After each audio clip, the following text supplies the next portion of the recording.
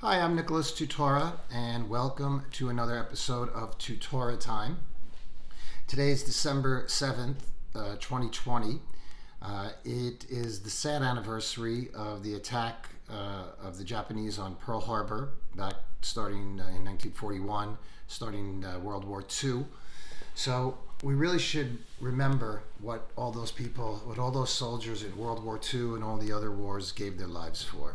They gave their lives for liberty. They gave their lives for freedom.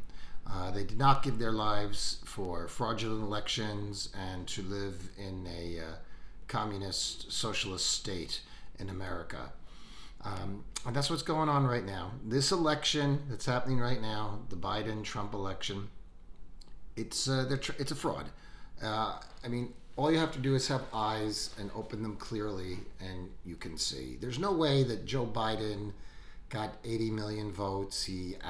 Trump picked up 11 million votes from last time. He expanded his base after all the years of the racist, sexist narrative. Nobody bought into it. Trump expanded his base.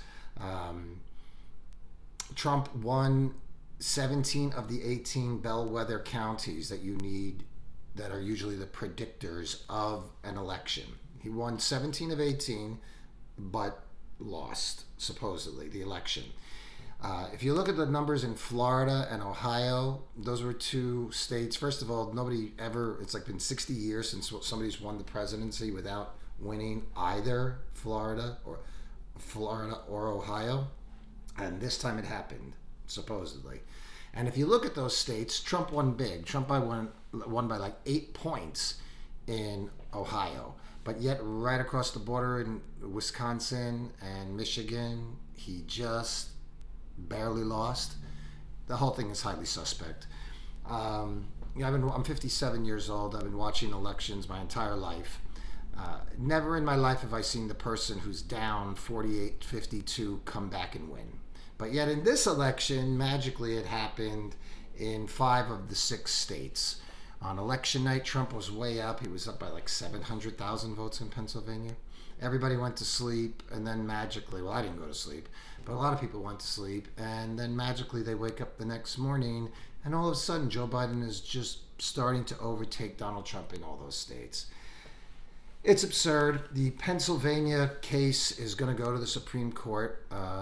It'll probably get there this week. Justice Alito moved up the deadline for the respondents because they don't want to. He wants to have everything in place before the Electoral College date, even though that date is kind of irrelevant to some degree. I mean, it's an important date, but it's not the drop dead date. So in Pennsylvania, they changed the election laws without the state legislature doing so. So that's illegal by accepting votes late, after the date, after election day, with no postmark.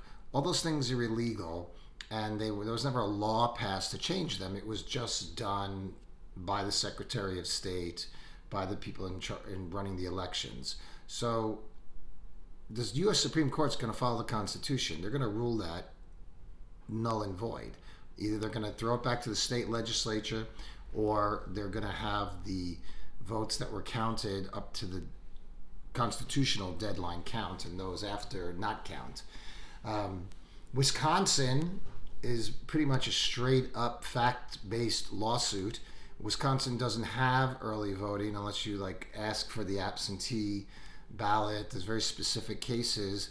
It's not widespread mail-in voting, early voting, and this time they allowed early voting. So they don't have early voting in Wisconsin, but yet they allowed it to go on. Again, unconstitutional. It's a straight up lawsuit. Here in Arizona, there's a lot of questions. The head of the Republican Party, Kelly Ward, she got a chance to examine some of the ballots, and there were errors on all of them that favored Biden and not Trump. There's a small amount of Trump votes found in the sample that she was doing, but when you multiply that by all the votes in the state, it's more than enough to overcome the margin of victory. So that's looking good also. The state legislature in Arizona, I was down at the state capitol today meeting with fellow patriots, and there are There was a good number, I'd say about 9, maybe 10 of the state legislators out there, and they're ready to take a stand. They're having a problem with some of the establishment people in the Republican Party, but I have a feeling that we the people, our voice is going to be heard, and that's what's going to carry the day. Very interesting thing was revealed about Dominion. They did some forensic tests on it, and it's showing that if you run through the voting that was, when they look at the voting records of Dominion, right, and they're counting the votes are counted in fractional voting. So it'll show like Biden, 100.227, Donald Trump, 98.735. They're voting in fractions, which makes no sense unless you've weighted the machines. So if there's 10 votes for Biden and there's 10 votes for Trump, when you look at the receipt of the polling there, it should show 10 votes for each. But the records aren't showing that. It's coming up in fractions, 9.7 and 11.5. Like, how is that possible? Not 0.5 of a person voted, not 0.7 of a human being went out and voted. Okay? What they found is that the machines are weighted. So if you slide a Biden ballot through, that's counting for like 1.3 of a vote. And if you put a Trump ballot through, that's coming at it like 0.87 or something like that. I don't know the exact numbers, but this is what the forensic studies have shown so far. So when they're sliding those ballots through, yeah, they're counting the ballots, but they're not counting them equally, which is a very devious, horribly devious thing that they're doing. And it can only happen when you have all this computer stuff managing your election. It couldn't happen if there was actually people just dropping paper in a box or however, the old-fashioned method was. So they weighted the vote.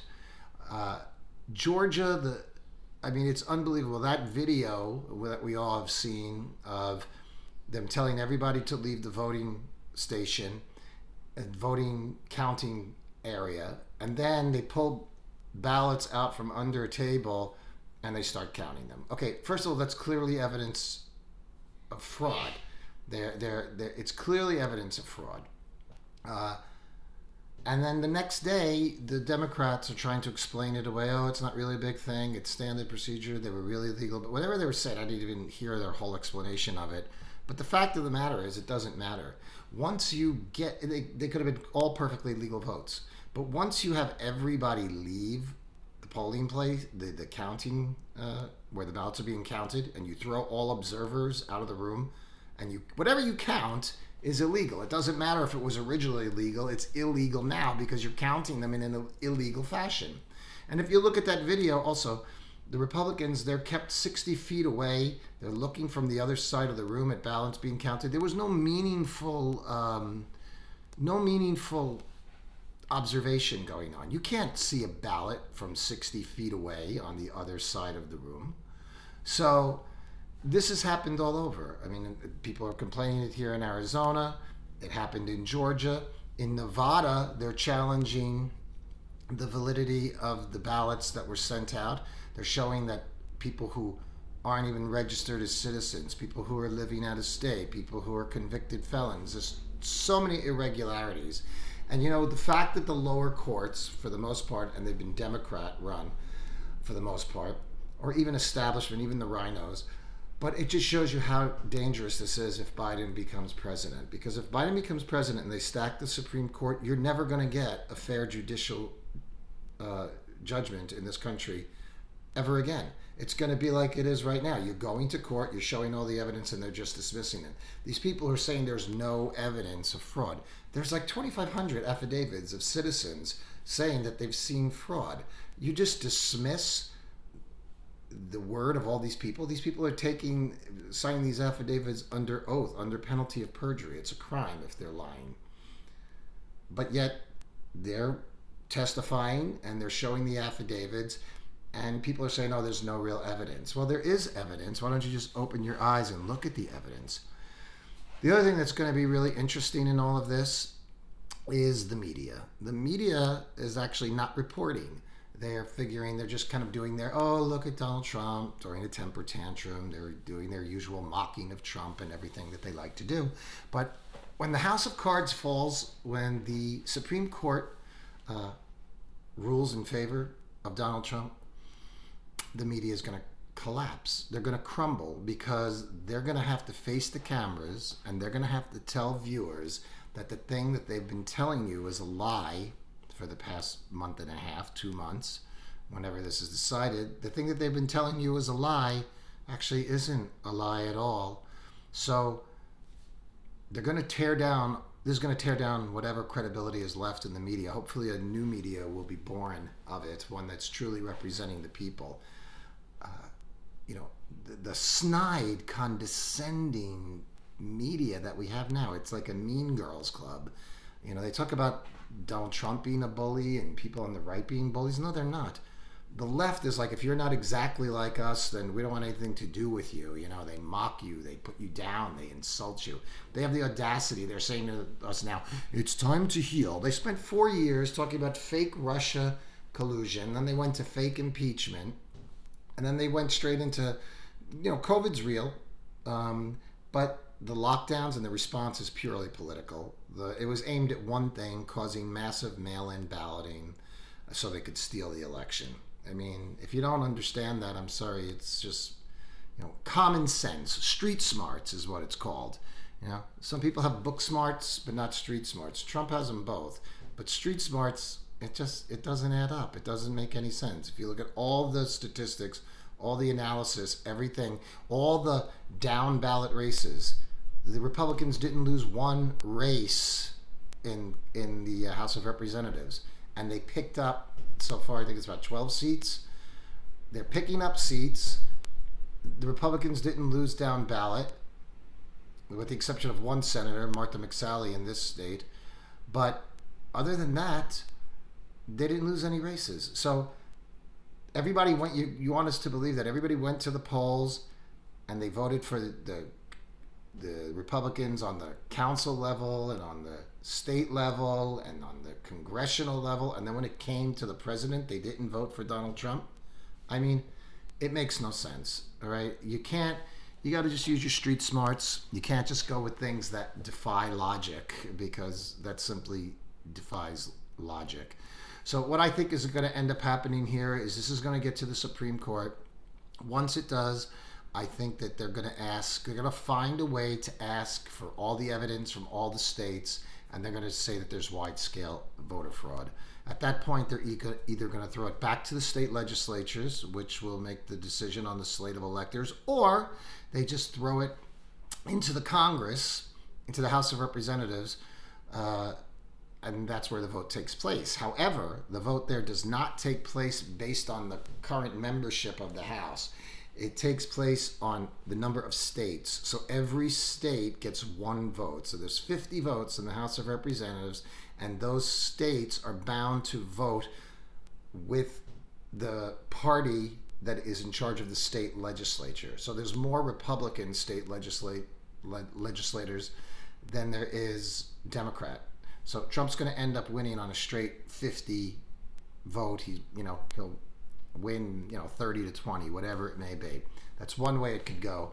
The other thing that's very interesting in this whole process, that people haven't really been paying attention to, is back in 2018, when all the phony baloney Russian collusion stuff was going on, Trump signed an executive order against foreign interference in the election, spelling out anybody who promotes the story, the media, people who are involved in counting, certifying, all of this would all be guilty of foreign election interference. He declared a national emergency. So this entire election has been going on while there has been a declared state of national emergency as far as the presidential elections go. And the order says that, I don't have the exact date in front of me, but at a certain date in December, I think it's the 14th, the head of the DNI, which is John Ratcliffe, he has to report to the president to show whether this election fraud has happened. And we know it has happened. we know there's foreign interference. I mean, the whole COVID thing, truthfully, is foreign interference in our election. This election is not over by a long shot. You notice Kamala Harris has not resigned her seat. It's interesting. What is she waiting for? If she's so sure she's going to be vice president or president, because let's face it, Biden and Harris are really just bait and switch. The whole thing is just set up in order for her to become president. They're willing to steal it. You could see the games they play. That's not the way we do things in America.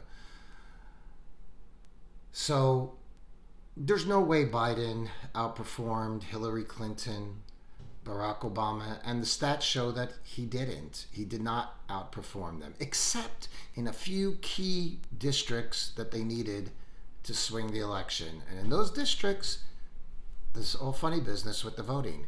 And in those districts, they don't want to allow you to do signature match. And in those districts, there were no Republicans observing the vote counting, or they were kept at distance, or they were being bullied. If you listen to the testimony of these people who testified about what was happening at the polling places, you hear these people talking, and it's outrageous. They were bullied. It was like when you go to when you see BLM or Antifa on TV and they're bullying people and they're up in their faces. This is basically what was happening to poll watchers, Republican poll watchers, on the night of the election and in the days after. They're trying to institutionalize criminality and thuggery and bullying and all this kind of stuff. It's not going to happen. We're not going to let it happen in the United States of America. So we're still in the middle of this fight. It's just getting started. I would never count Donald Trump out, and I certainly think he's going to pull the rabbit out of the hat, and he is going to win this election. All right, I'm Nicholas Tutora, and I'll talk to you soon on another episode of Tutora Time. Take care.